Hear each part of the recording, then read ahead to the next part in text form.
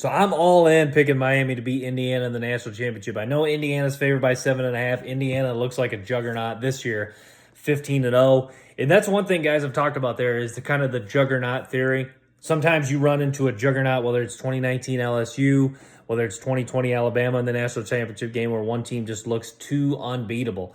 And a lot of people, I think a lot of people think that's the case with Indiana. But Miami, to me, people keep doubting Miami and they just keep winning. So I'm picking Miami to beat Indiana. And Miami kind of has what other people I've heard talk about this before. Miami has kind of a non-negotiable. You're going to have to play physical football for 4 quarters, tough at the line of scrimmage, win the line of scrimmage, get into a physical fist fight. And is Indiana capable of doing that? But I don't know. I think it could be overwhelming. Like that was my whole thing going into the Miami Ohio State game. I don't think Ohio State was ready for a true fist fight in that game. I think Ohio State, you got to remember with Ohio State, you got a handful of games. They've gotten to the point where you got like 8 games where you can.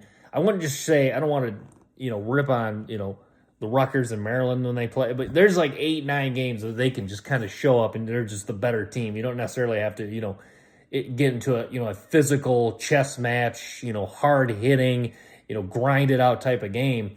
I think Ohio State, do they look necessarily like they were overwhelmed when Miami punched them in the mouth? Maybe not overwhelmed, but they were like, okay, crap, this is a different type of game. This is a different type of intensity that we probably needed to bring. Not that I know Ohio State came ready to play. It's still Ohio State. They're still always ready to play, but that's the thing. I think Indiana may not be ready for a true fist fight. I think Indiana, I wouldn't say they've gotten comfortable, but they've kind of gotten, they've gotten to, in a lot of these games where they're like, okay, we can keep playing the way we've played all year and we can kind of just slowly keep a lead and just kind of, keep our foot on, maybe keep our foot on the gas, but maybe not pedal to the metal. I don't know. Indiana, if they get punched in the mouth against Miami, then they might be like, I don't know.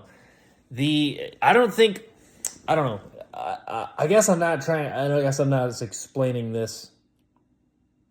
I guess I'm not explaining this super well, but I think, yeah, if Indiana, if they can't match some of the physicality and the toughness that Miami brings, if Indiana can't match that, I think it could be tough I think it could be a tough game. And yeah, I don't know. I just think Miami's that good. I thought Miami was that good early on. I know they stumbled in a couple games, but then I was like, early on before they lost the 2 games, I was like, they're on a collision course to play Ohio State in the national championship, and then they end up playing Ohio State and beating them. So, and then people keep doubting them, underdogs, against Ohio State, and they won. Like I was telling people, like when they beat Ohio State, they physically beat up Ohio State. Like when's the last time that happened? Like that just doesn't like you just don't see Miami physically get beat up by Ohio State too often. So, yeah, I like Miami over Indiana. But if Indiana wins, that really just proves that, maybe we are talking about this as an all-time great team. 16-0, would it be the first 16-0 college football playoff team? And, yeah, I mean, it would be a remarkable season. Mendoza, Surratt, Becker, some of the guys that, Indiana has, I mean, they've been phenomenal this year. So it would be a great season, but I like Miami to beat Indiana despite Indiana opening. I'm not sure what the line is now, but at one point I saw it was 7.5 point favorites, Indiana. So yeah, I like Miami to beat Indiana Monday night.